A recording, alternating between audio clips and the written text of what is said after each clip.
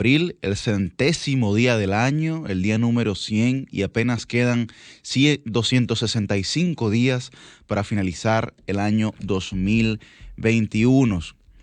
Llegamos a ustedes a través de las distintas plataformas del grupo RCC Media, Sol 106.5, Telefuturo, Canal 23 y Teleuniverso, Canal 29. Recordamos nuestras frecuencias, la 92.1 para todo el Cibao, la 94.7 FM para el sur y el este y la 88.5 FM para Samaná.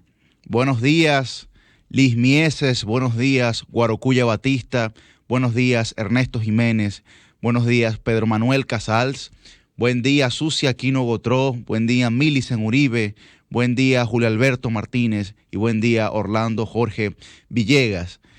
Inmediatamente paso con mis compañeros. Buenos días, Cuarto Bate y nuestro abridor estelar. El micrófono, Pedro. Buen día, mi querido Yuri, el titán de la juventud. De este lado, Pedro Manuel Casal, señor, en el programa más interactivo, más influyente de los fines de semana, el sol de los sábados, el Dream Team de la radio.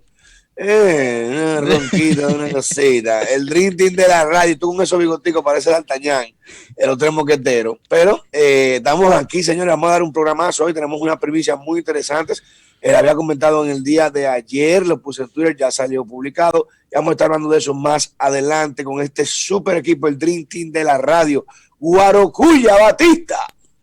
Muy buenos días, hoy sábado, como dice nuestro Cuarto Bate y nuestro futuro secretario, nuestro querido Yuri. También no podemos dejar de lado que tenemos una cuenta en YouTube, Sol FM. Ahí luego se suben las entrevistas, comentarios. Y ¿por qué no comenten? Algo que yo aprendí. Y Roku. Aquí se responde. Si usted no comenta ahí, usted busca el comentario de Pedro. Y usted, Pedro, ¿por qué tú no mencionaste tal tema? Pedro lo lee. De una manera directa. También tenemos la plataforma Sol FM. Y la plataforma que aparentemente solamente yo y los dominicanos usamos, pero muy buena, es Roku. Y por último, aunque yo no tenga Twitter ni Instagram, @sábadossol. Búsquenlo ahí. Nosotros lo vemos. Es la manera de llegar a cada uno de nosotros, porque este es su programa. Veo que se conectó nuestra querida y adorada Milicen Joseiri. No sé si buenos días. Embajador.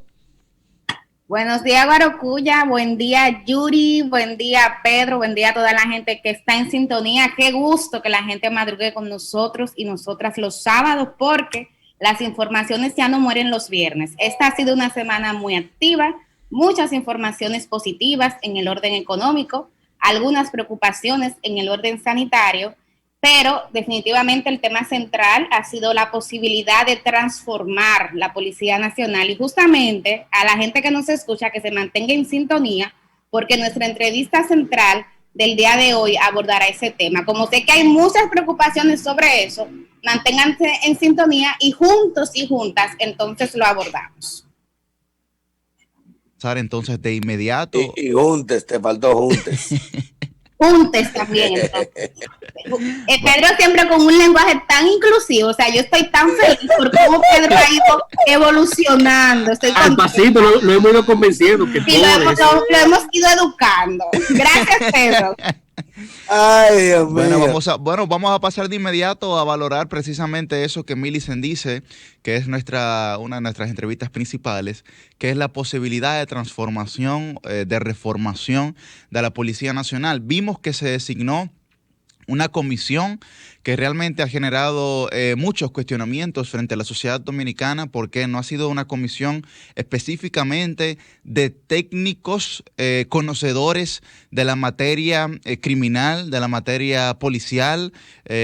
Nosotros entendíamos que en esa comisión debieron haber antropólogos, sociólogos, personas con capacidad de entender la sociedad dominicana desde un punto de vista científico y a partir de ahí poder tomar decisiones de transformación frente a la Policía Nacional. No ocurrió así. Luego el consultor jurídico del Poder Ejecutivo ha dicho que es una comisión más de veeduría que de creación realmente de contenido sustancioso, pero hay que recordar, señores, para comenzar el debate sobre este tema, la ley del Ministerio de Interior y Policía, que ha de ser el órgano rector de la Policía Nacional, aunque en la práctica así no sea, Pero bueno, en la teoría, en la ley, que dice es que el Ministerio de Interior y Policía es el órgano rector de la Policía Nacional, ese ministerio tiene una ley del año 1956, es decir, de la dictadura. La última vez que nos dimos una ley del Ministerio de Interior y Policía fue durante la dictadura. Yo creo que desde ahí podemos avanzar para modernizar, primero, el marco legal, que debe ser el rector real de esa institución, y que se pueda entonces tener un régimen de aplicabilidad de esas normas reales. ¿Qué piensan ustedes? Yuri, tú eres abogado y yo tengo muchos amigos abogados y siempre discuto el tema de que a veces aquí en República Dominicana a todo se le quiere dar un enfoque legalista. Mira, lo primero que hay que tener es voluntad política para hacer. A mí ni siquiera me gusta ya usar la palabra reforma porque está desgastada. Aquí se hizo una supuesta reforma de la policía. ¿Ustedes saben qué fue lo único que se consiguió? Que al jefe de la policía se le dejara director. Jefe, y ahora todo el mundo le dice director. Ya cambió todo por eso, ya cambió todo. La gran reforma. Por eso yo creo que lo principal sería comenzar a hacer una depuración, porque no podemos mantener juntos a mansos y cimarrones. Señores, ustedes vieron el caso del coronel Mariñez Lora, que era quien era comandante de la zona y del operativo donde mataron a la pareja de cristianos. Uh-huh. Y ustedes saben que ese coronel tenía en su expediente más de 10 casos de inconducta. ¿Y cómo una persona así puede mantenerse al mando en la Policía Nacional? Pero y que no pase nada. No sé si vieron. Yo te voy a ir más lejos. Pedro, más lejos. Pero Pedro, no sé si tú viste, Pedro, que jubilaron a los próximos días como 300 altos oficiales. ¿Lo viste, Pedro? Sí, claro. Uno de 87 años que estaba hay que entender algo. Y ahí, lamentablemente, el presidente creo que lo han mal asesorado sobre esa comisión. Tú poner a Fingos, tú poner a una Carlos Santana, tú poner a juristas, penalistas específicamente, a transformar la policía. Es como poner uno vegano, no de La Vega, a hacer una parrillada. Ya tú sabes que lo que no va a haber. Ya tú sabes lo que no va a haber en esa parrillada. Va a haber muchos vegetales, va a haber mucha vaina light, mucho orgánico, o no va a haber carne. Tú lo sabes. Entonces, tú poner un jurista a modificar la policía, a un jurista penalista que defiende criminales, a modificar la policía que está llamada a perseguir criminales, me da mucho miedo del esquema del liberal que se vaya a dar, porque van a maniatar la policía, prácticamente a destructurarla. Entonces, ¿qué pasa con esto? ¿Cómo es posible que en esa comisión no esté una doctora Josefina Reynoso, la mujer que más sabe en este país de seguridad y seguridad interna, y que del 2015 en el CCD hicimos un estudio precisamente de cómo había que transformar la policía estructuralmente? ¿Por cuál es el problema de la policía? Y el que está afuera no lo conoce, porque ese es el problema. Esto ahorita no lo conoce. Ustedes ven nada más ven los hechos, pero no ven la organización interna. El comando jerárquico de la policía es muy estructurado. Entonces, ¿qué significa eso? Que este chamaquito que pusieron jefe de la policía, que hace 10 años era coronel y está dándole el saludo a todos los comandantes regionales, ahora los comandantes regionales le dan el saludo a él. No tiene la autoridad jerárquica con esas comandancias, y esos son superpoderes. Cada comandancia regional, cada generalato son superpoderes. Para ordenar eso hay que reestructurarlo, y lo hemos dicho, no puede haber más de 5 generales en la policía. El director, 2 estrellas, 3 estrellas, y acoronarlo con un operativo, un logístico y un asunto interno. Más nadie, porque son los que tienen que tener autoridad completa. Entonces, ¿qué pasa? El mismo jefe de la policía y la misma dirección no sabe muchas veces lo que operan las comandancias. Es un tema de comunicación y autorización interna que no se da por el nivel de discrecionalidad que tiene cada comandancia para operar. O sea, que si tú no tienes una autoridad muy fuerte con esos generales, puedes ser jefe y nadie te va a respetar. Pero no es un tema de autoridad. En la policía hemos tenido autoritarismo, hemos tenido jefes de la policía que son súper autoritarios, como quiera. Es un problema, Pedro, de corrupción. Es que el órgano que está destinado a cuidar a la ciudadanía se inventa unos intercambios de disparos y mata a la gente. Pero ¿por qué lo hacen, me dicen? ¿Por qué pasaba? ¿Por qué pasaba cada 27 de febrero? ¿Por qué pasaba en diciembre? Antes, ¿por qué siempre pasaba? Esos mismos casos pasan en diciembre y 27 de febrero. ¿Por qué? Porque hay una... Comandan los grupos de droga, comandan, cobran peaje. Señores, de lo que yo me he enterado, que para tú, por ejemplo, operar puestos como el de los Alcarrizos, para que se lo asignen a un comandante, hay que pagar hasta $1 millón. Sí, eso es verdad. Pedro, que los comunitarios, que los periodistas, que los sacerdotes sepan eso y que las altas autoridades aquí no lo sepan. No me digan que no lo saben. Aquí la policía tiene un esquema. Tú me decías eso. Hay $1.000.000 hay que pagar para la comandancia para poder sentarse. Ajá. Y un coronel ganó $50.000. ¿Qué es un coronel ganó $50.000? ¿Qué es un coronel ganó $50.000? Un general ganó $70.000. ¿Qué es eso? Eso es incentivo y propensión a ser corrupto. Y hay una rueda interna en la policía que precisamente por lo que tú acabas de describir, como se está tocando eso, están parando la rueda. Todo el mundo sabe cómo la policía se maneja corrupción interna porque tienen que sobrevivir. Con el tema con la gasolina, con el tema de las compras, con el tema de las construcciones, con el tema de la barraca, con el tema de los suplimientos de uniformes a los oficiales, con el tema de las armas. Todo el mundo sabe las municiones, cómo la venden, cómo la compran. Todo el mundo sabe.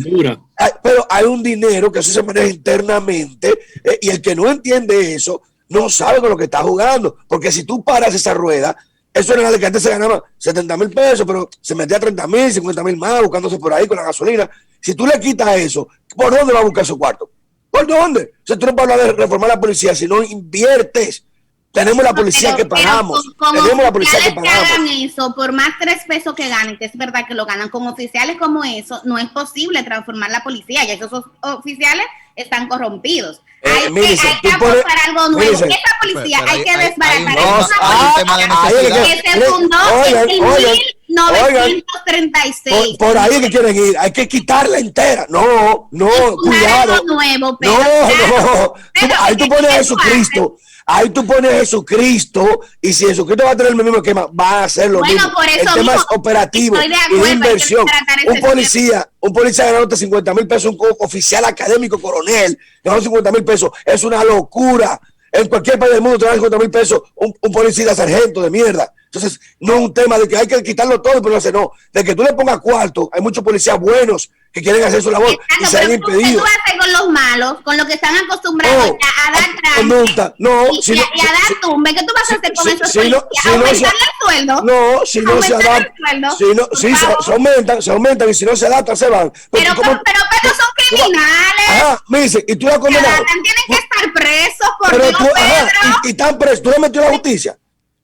La justicia, o sea, mírate como tú, para un caso pides condena, muerte, rápido, quítenlo. Pero para otro, hay que esperar que la justicia actúe. Hay que esperar ¿Cómo cuáles? A ver. Entonces, tú eres muy garantista. Meter el margen sobre lo que están comentando ambos, que ambos tienen razón, pero hay que darle a quien se lo mencionó Pedro. El presidente de la Comisión de Interior y Policía de la Cámara de Diputados, Carlos Sánchez, y el vocero del bloque de diputados del PLD, sí, ambos son del PLD, Gustavo Sánchez, ambos hicieron unas aseveraciones muy importantes el día de ayer. No se está criticando las condiciones morales, profesionales de los integrantes de esta comisión, para nada. Lo que se está criticando es que representan un grupo variopinto que no tiene especialidad en seguridad ciudadana. Y si tú los juntas a todos, muchas veces no se sabe lo que se va a sacar de ahí. Hay miembros muy maravillosos que pueden aportar mucho. A título personal, yo pienso que Muki San puede hablarnos mucho sobre la historia completa del país y desde cuando la policía medio buena se fundó cuando Lili. Pero la quiero mucho, Muki en Adriana Sanben, pero no sabría decirte si es especialista en temas de seguridad ciudadana. Pedro mencionaba a Carolina Santana Sabá, ella es muy popular, joven, destacada, pero esto es su área de especialidad. Incluso el arzobispo, Monseñor Francisco Soria, parece que el presidente lo han asesorado de que nombre una comisión de personas con muchas luces mentales para que haga asesoría. Pero esto quizás pueda hacerle retranca a lo que llama Millicent. Millicent nos dice, mire, esto hay que quitarlo completamente. Quizás no quitarlo todo, pero evidentemente si hay que llevarse preso a la mitad, bueno, porque lo hagan. Pero esto sería algo quizás muy fuerte para la fábrica de seguridad y personal que tiene el gobierno dominicano. Solo me queda decir, en todo país desarrollado del mundo, la situación triste que ha pasado con el tema de los pastores, todo jefe de policía en cualquier país desarrollado hace rato que renunciaba. Tenemos demasiado tiempo sin explicar al pueblo lo que pasó. Y el presidente ha estado varias veces fuerte en eso. Fue una pasola, Guarocuya. No pasó el diablo, por Dios. Pero es un insulto a la inteligencia de todo el dominicano, de la memoria interna nuestra. Y eso, cuando veo y escucho al presidente decir que él quiere que se resuelva esta situación y quiere que se indague hasta lo último, me hace pensar que el presidente lo están engañando con ese tema. Déjelo así. Claro, por Dios. Sí. Bueno, damos paso y bienvenida al maestro Ernesto Jiménez. No. Muchísimas gracias, Yuri, hermano. Llego en un momento donde nos salimos un poquito caldeados, ¿no? Ahí va, papá. Y uno recién tomando el ritmo acá en este programa. Permítanme, como siempre, agradecerle primero a Dios, nuestro Señor, el más grande, el Todopoderoso, que nos da la vida y nos da la oportunidad de estar en este programa. Saludos protocolares a todo el equipo. Como entré un poquito tarde, lo hacemos así bien breve. Pero bueno, miren, en mi comentario central yo me voy a referir a este tema. Desde mi punto de vista, muchos asuntos han fallado. Por supuesto que ante el fallo institucional, lo último que uno espera es que se pague con sangre, que se pague con la vida de las personas, pero es parte también del precio fatal de cuando las cosas no marchan bien. Y también cuando las cosas no marchan bien deben haber responsables, no por un asunto de cebarse con ningún ciudadano en particular, sino porque es parte de los incentivos para que se siga mejorando a futuro. Ya luego de la pérdida irrecuperable solo queda avanzar, solo queda revisar qué está fallando y tratar de activar mecanismos institucionales que permitan que no se repita la tragedia. Un asunto, bueno, que más adelante nos referiremos en nuestro comentario. Una noticia que sí nos gustaría nos permitieran abordar de inmediato es la lamentable muerte de una 9ª niña ya, 9 niños fallecidos por difteria. Y bueno, con la muerte de esta niña en la noche de ayer, se suman ya a los 8 que habían lamentablemente fallecido en el hospital infantil el Robert Reed Cabral. Caramba. Miren, a ver, la noticia es sumamente sencilla. El asunto está en que una enfermedad como esta, superada hace décadas por la raza humana, que contamos con la vacuna en República Dominicana, pero desde no sé cuánto, tendríamos que buscar desde hace cuánto tiempo, 70, 80, hace cuánto tiempo esta enfermedad ya no debería representar el drama y el dolor por el cual están viviendo muchas familias en este momento. Parece que hubo un descuido también. Este asunto del COVID, ustedes saben que concentró todos los esfuerzos del sistema médico dominicano y eso lo entendemos. Inclusive muchas familias dominicanas que han sufrido otro tipo de enfermedades, cuando uno buscaba, sobre todo hace unos meses, atención médica, esto lo llegué a vivir con familiares, muchos centros estaban sencillamente desbordados por el tema del COVID y la capacidad de muchos médicos también estaba desbordada por el tema del COVID. Pero resulta que mientras el COVID iba creando, ¿verdad?, las estadísticas fatales que día a día íbamos nosotros revisando en diversos programas de comunicación, resulta bueno que también otras dolencias costaban vidas y de una u otra manera ahí se coló la difteria. Ya el Estado dominicano reconoce la emergencia sanitaria que esto representa y esperamos que se tomen las medidas porque es el mismo caso que tratamos a inicios de este breve comentario. O sea, ya tenemos que trabajar a futuro. Lamentablemente ya se perdieron 9 vidas de 9 niños. Es un asunto inenarrable. No hay palabras para calificar la tragedia que esto representa. Y por supuesto nuestra solidaridad y nuestra condolencia a sus familiares. Pero hay que actuar y actuar ya para que no fallezca un niño más por este tema. Son 11 niños que están en cuidados intensivos. Eran 11 niños. De esos 11 han fallecido 9. Lamentablemente, esperamos que puedan salvar a los 2 niños que todavía quedan aquejados por esta terrible enfermedad de origen bacteriano. Entonces, ¿qué decir, amigos? Es un asunto demasiado terrible. Hay dos... Yuri. Sí, no, que parecería, siguiendo con el tema de Ernesto, que hay 2 nuevas pandemias, ¿no? Que es los casos de difteria en los niños y niñas de nuestro país y las muertes por intoxicación de metanol. En el alcohol. Increíble, señores. Gente muriéndose por romo adulterado, loco, en pleno siglo XXI. Qué bueno que ustedes no dijeron cleren, porque hay que decirle a la gente que eso no es cleren, o sea, eso es veneno líquido. Correcto. Y Salud Pública ha informado que hay nuevas 5 muertes que se unen a las casi 30 que ya habían. Esas son las muertes oficiales, pero Tengo la información inclusive de que a los residentes, a los jóvenes residentes que están en los hospitales, en las clases que les están dando, los están instruyendo para poder manejar los casos de personas que llegan intoxicados por alcohol adulterado. Es decir, las clases que están dando ya a las personas que están recibiendo en emergencia, a los jóvenes que están haciendo residencia día a día en los hospitales, le están dando ya las instrucciones para poder atender a esas personas que llegan intoxicadas por alcohol adulterado, que muchas ya, como hemos visto, oficialmente han muerto. Mira, sobre eso que decía Ernesto, tal vez utilizar este programa tan influyente para decirle a quienes nos escuchan que revisen el esquema de vacunación de sus hijos e hijas, porque como tú decías, es una enfermedad prevenible. Pero ¿qué ha pasado?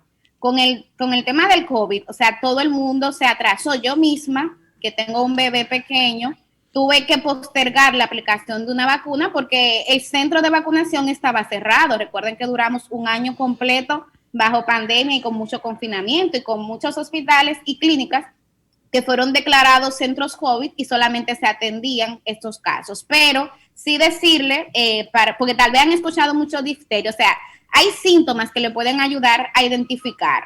El tema del dolor de garganta es básico, la fiebre y los escalofríos. Entonces, si hay un infante con estos síntomas, es bueno revisar, pero también revisar el esquema de vacunación, las primeras dosis de la vacuna contra la difteria, que es la DPAT o DPT, se pone entre los 2 y 4 meses y luego se van haciendo refuerzos a los 18 y entre los 4 y 12 años. Entonces es importante que todo el que nos esté escuchando revise ese esquema de vacunación para verificar que sus infantes estén al día. Si usted tiene una familia que tiene infantes, hasta un vecinito, porque es grave, señores. O sea, ya tenemos varios infantes muertos y lo que hay que hacer a partir de ahora es tratar de alertar para que no muera un niño o una niña más.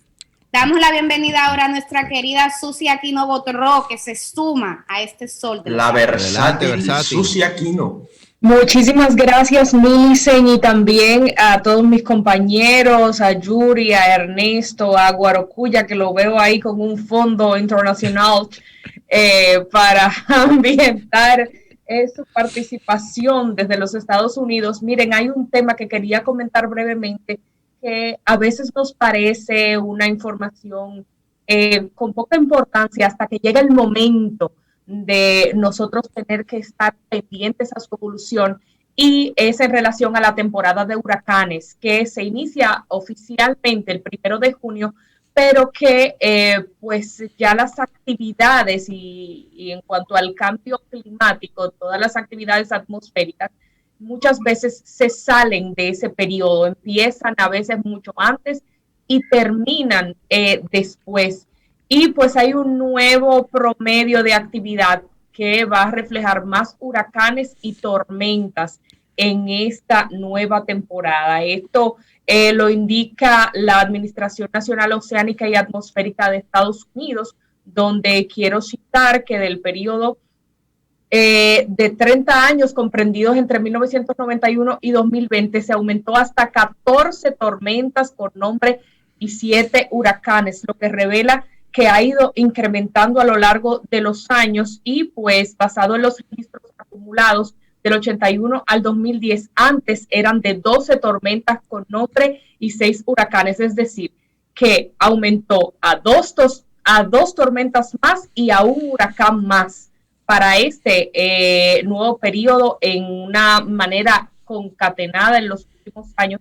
Se espera bastante actividad en los casos de huracanes de categoría mayor, 3, 4 o 5, en la escala de intensidad, Saffir-Simpson, se mantiene un promedio para esta temporada ciclónica de 3 ciclones que podríamos esperar.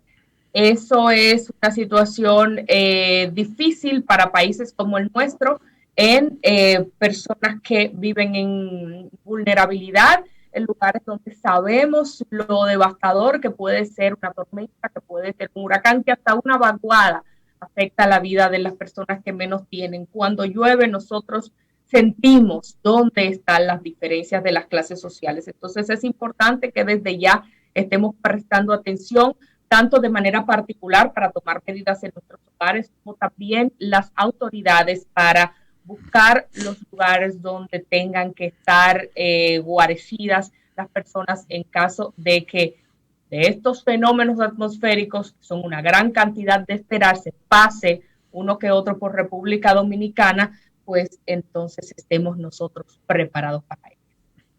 Bueno, el presidente Luis Abinader ha dicho que ha llegado el momento del relanzamiento económico y el empleo masivo en el país, pero no sé cuál es la realidad concreta de la empleomanía en la República Dominicana, donde se ha expresado tanto el ministro de Industria y Comercio, que ha dicho que se generarán 600,000 empleos para finalizar el año. Sin embargo, todos los pronósticos, Guarocuya y Ernesto, que son los economistas de este espacio, nos indicarán realmente cuál es la realidad, pero todos los pronósticos dicen que lo peor no ha pasado y que comenzará a partir de enero del 2022. Es un asunto de los rezagos, hermano. Mira, aquí hay un tema, Guarocuya también podrá dar su versión, pero aquí hay un tema que hay que entender. Cuando las estadísticas macroeconómicas empiezan a recuperarse, tan solo muestran el nivel de reactivación productivo al momento, a precios corrientes. Cuando nosotros hablamos ya de lo que se llama rezagos sociales, ¿qué sucedió con aquellos que, por ejemplo, bajaron de la línea de la pobreza? Eso puede tardar un poquito más de tiempo en recuperarse.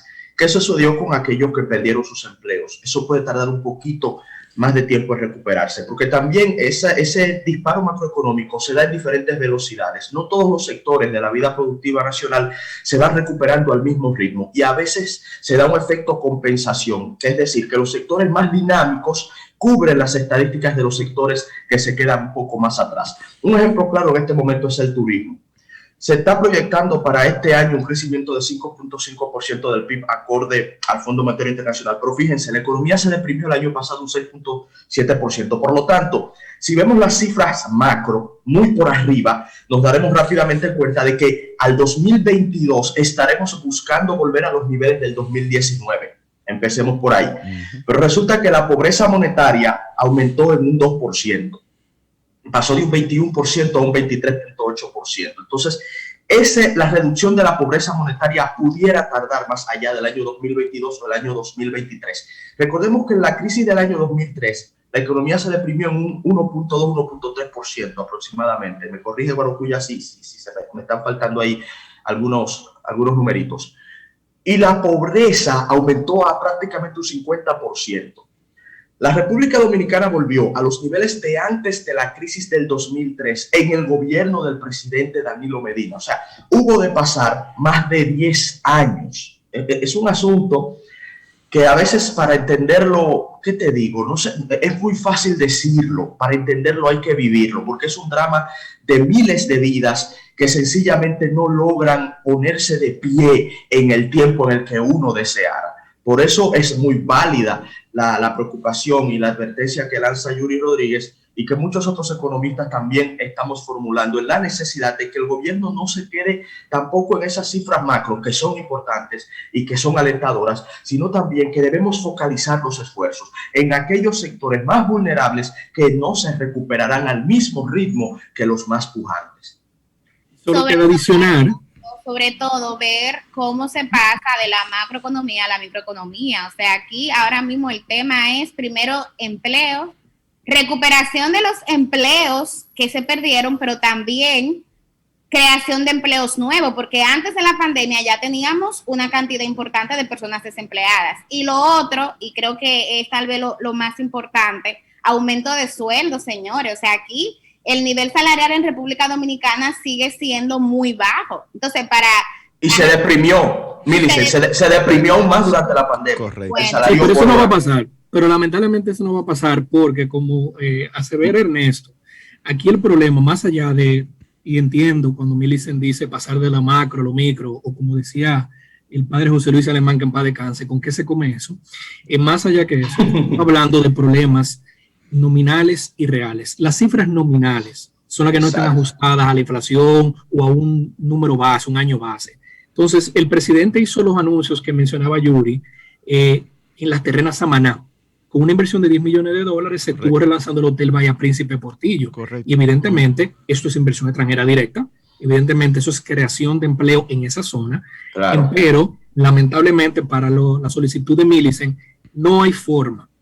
Ningún economista con dos dedos de frente te va a decir que el primer gobierno, fíjense que le estoy diciendo primer gobierno porque él va a necesitar un segundo para lo que quiera hacer. En esta primera etapa del presidente Abinader no hay manera de conseguir eso. Salarios reales decentes que se ajusten a la necesidad no lo hay. Porque la coyuntura de salud mundial hizo un rezago completo en la base macroeconómica, en el crecimiento, el tema de la falta de divisas. Entonces, cuando el Banco Central hace lo posible, el Ministerio de Hacienda le está dando apoyo, el gobierno está consiguiendo algunas de las cosas que estuvo perdiendo, pero no es mágico. El gobierno no está lleno de Penn y Tellers. No puede hacer de un año a otro que de repente recuperemos la cantidad de empleo y que los nuevos empleos tengan un nivel de ingreso muy por encima para acometer la diferencia. De verdad que eso no va a pasar por ahora. Ahora mismo el crecimiento y para este año y el próximo, el Fondo Monetario estiman será muy bueno, de 5 a 6%, pero eso no significa, como decía Ernesto, que vamos a estar creciendo por encima de lo que ya conocimos. Estamos intentando recuperar. Más adelante en mi comentario les tocaré el tema del índice de desarrollo humano para que veamos de qué se compone básicamente la economía dominicana, si este es honestamente un país pobre o no. Pero miren, no es porque Abinader quiera o no quiera, es porque lamentablemente en un solo 2 o 3 años, por la crisis mundial, no hay manera de hacer todo lo que se quiere. Exacto. Como tú señalas, los efectos de la pandemia, que todavía no se sabe hasta cuándo van a continuar, afectan gravemente el desarrollo económico del país. Y bueno, una prueba de ello es que se negaba que fuera necesario toque de queda, estado de emergencia y demás, y ahora se han pedido 45 días más ya en el mes de abril. Entonces, eso implica que hay condiciones sanitarias que el gobierno ha tenido que admitir que su impacto es amplio a lo largo de toda la República Dominicana y a nivel empresarial y sobre todo a nivel de las pequeñas y medianas empresas.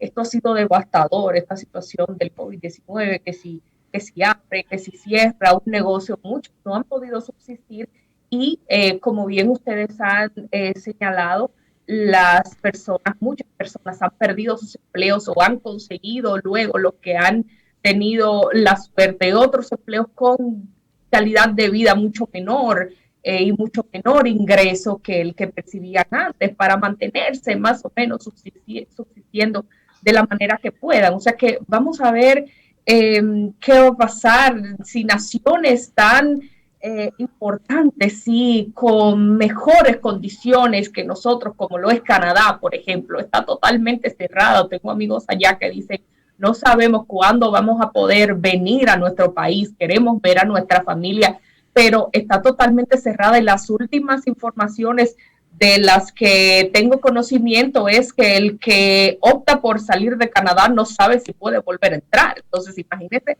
cuando usted reside allá, tiene todo allá, sus hijos van al colegio allá, usted trabaja allá y también personas han perdido sus trabajos en esa nación, no tienen cómo mantenerse, pues es poco halagador lo que pasa allá. Imagínense cómo estamos en República Dominicana. Hay que esperar a ver, pero sí es cierto que la realidad y la seriedad del COVID-19 y de las medidas que ha tenido que tomarse le han dado en la cara a este gobierno, donde hoy el periódico Listín Diario relata en una nota escrita por Guarionex Rosa, que dice: gobierno de Abinader pasa por su peor momento, hablando tanto del COVID como también del tema de la Policía Nacional, sí, que pues ha dejado mucho que desear en los últimos días. Bueno, y yo quisiera que tratemos el tema que para mí ha sido tan alarmante y que la muerte de los pastores se lo llevó por encima, pero que sea que el ministro de Salud haya admitido que se le han colocado vacunas de diferentes procedencias. Oye, eso es grave, en loco. 2 dosis a una parte de la población vacunada. Es decir, es un chiste, loco, que a ¿verdad? una parte de la población vacunada primero le pusieron AstraZeneca y después le pusieron la China. Y a otra primero le pusieron la China y a otra y luego la AstraZeneca. ¿Tú ves los mecánicos dominicanos que te dicen, ponle esta pieza ahí, eso, adáptalo, ponle? Así son los médicos. Ponle esta, no importa, segunda dosis. Y no sabemos lo que va a pasar. Ven para acá. Aquí no sabemos. Pero no sé qué va a pasar, tú sabes porque es un invento. la implicación de lo que es, para que la gente entienda. Hay dos tipos de vacunas. Hay una vacuna que están replicadas con RNA y hay una vacuna que son de terapia genética. Ese O sea, que es el son tema. distintas. O sea, tú aplicarle dos temas distintos que no tienen nada que ver y que prácticamente no son efectivos en la misma configuración, a la gente como, pónsela, se acabó la AstraZeneca, ponme la China, ponte esa vaina, es una vacuna, coño, vale para allá. Oye, esto es un chiste, hermano. Eso es surreal, esa vaina. Eso es real, hermano. Uno no entiende cosas. Eso es muy grave y habrá que ver cuáles son las consecuencias. He oído la opinión de algunos especialistas que dicen que simplemente van a desarrollar más anticuerpos, pero no se sabe. El problema es que con la vacunación no se sabe, pero lo más preocupante es que evidencia un protocolo que no se siguió y que afortunadamente se alertó. Exacto. No sabemos si por ahí hay más casos de esto. Esto es lo grave. Y Eso por es lo otro triste. lado, yo percibo, no sé qué opinarán ustedes, o sea, como que en algunos temas que tienen que ver con el manejo del COVID, las autoridades han ido bajando un poco la guardia. O sea, ellos le dicen a la población que no baje la guardia, pero en algunos casos las autoridades son ellos los que han bajado la guardia, señores. O sea, eso es un tema alarmante. Coincido con Yuri en la gravedad del mismo. Pero hay otro tema, por ejemplo, vimos cómo durante todos estos días la cantidad de pruebas PCR aquí se disminuyó bastante y cuando uno le preguntaba al ministro por qué pasaba eso, decía que la población no lo estaba demandando. Entonces yo me pregunto, ¿acaso no tienen las autoridades que tener una actitud proactiva de búsqueda de casos, Exacto. de esos epidemiológicos? Esa es la estrategia correcta para combatir el COVID. Y apenas ayer fue que se reportó una cantidad importante de pruebas, pero aquí se estaban haciendo 1,000, 1,500, 1,200 pruebas y tú veías 100 casos, 200 casos, 300 casos, claro, porque ustedes saben que mientras menos pruebas se hacen, pues entonces menos casos se van a diagnosticar. Efectivamente. Entonces, esto es grave también. A mí un amigo, y justamente para que me hiciera eco de esto en este espacio, me envió el siguiente dato, que yo lo publiqué en un tweet ayer. En enero, la cantidad de pruebas reportadas promedio bordeaba las 8,000 pruebas promedio en el mes de enero. En el mes de marzo se redujo a 1,550 pruebas promedio. O sea, 8 veces menos la cantidad de pruebas en un periodo de apenas 3 meses. Entonces me envía un gráfico, que bueno, ya es muy tarde para pasarlo, que muestra que la tendencia en marzo, finales de marzo, es al alza. Un gráfico que va día por día analizando la positividad y transmisión del COVID-19. Y ustedes saben lo que pasó en la Semana Santa. Entonces, hay que reforzar. Uno siempre, y yo insisto con esto, hacemos la advertencia con la mejor buena fe pensando a futuro, porque ya el pasado es invariable, no lo podemos tocar, tan solo lo podemos analizar, sacar lecciones para corregir hacia futuro, presente y futuro. Entonces, hay que reciar con las pruebas, hay que ser proactivos, como dice Millicent, no podemos dar esto al simple hecho de que, bueno, es que el ciudadano no está viniendo al centro. Muchos ciudadanos se están atendiendo en la casa y eso ha traído consecuencias fatales también. Hay que seguir con las zonas en donde salen brotes, donde se detectan mayores vulnerabilidades, como se ha hecho en el pasado. Hay que intervenirlas. Hay que ser proactivos en este tema, porque es un tema que cuesta vidas humanas. Todavía se están muriendo 2, 3, 4 fallecidos por día por este tema. Lo vemos en los periódicos, los que aún le dan seguimiento, porque también Millicent dice algo interesante. Hay como un cansancio. Hay un descuido, sí, pero yo siento como un cansancio, inclusive hasta social, hasta nosotros mismos en los medios. En este programa no hemos soltado el tema, pero uno que le da seguimiento a otros medios, hay gente que ya no habla de COVID. Hay gente que pareciera como que cambió el chip, se cansó y soltó eso en banda. Y mientras tanto todavía perdemos vidas valiosísimas por este asunto. Por tanto, el gobierno ahí tiene que activarse. Hay un término que ha mencionado la misma OMS, que es fatiga pandémica. Pero uno no se puede cansar, hay que seguir y sobre todo, y mira, para ser justo hay que reconocer a estas nuevas autoridades, a este nuevo gobierno, hay que reconocerle el mérito de la vacunación. O sea, que es un gobierno que buscó vacuna por donde sea. República Dominicana es de las naciones que muestran mejores avances en el tema de vacunación. Eso es importante. Lo que hay 40 millones perdidos todavía que no sabemos qué es lo que se va a hacer con esa vacuna. eso, Yuri, y insisto, uno tiene que ser justo. Eso tú sabes que no es un problema del gobierno dominicano, eso es un problema de los gobiernos, porque ¿Y qué tan justo? Y atención a los defensores del neoliberalismo. Hay unas empresas que se han dedicado a hacer negocio con la vacuna y le han doblado el pulso a las naciones e inclusive a organismos como la OMS. Eso no es un problema. ¿Y qué tan justo es la prórroga de 45 días? Aquí el representante de una de las principales marcas de vacunas bloqueó a la otra para que hasta que no llegaran la no vinieran. Aquí se sabe eso, por eso no se permitió la compra privada. Político y no debemos politizarlo, señores. Para ser justo no hay que politizarlo, porque si fuera solamente el gobierno dominicano, yo dijera perfecto, pero todos los gobiernos del mundo, pero mire el presidente de México, para decirle un caso, pidiendo a la OMS y a Joe Biden que hagan algo, que permitan que por favor las vacunas lleguen a las naciones más pobres. ¿Y los 45 días? ¿Cuáles 45 días? ¡Ay, cuál!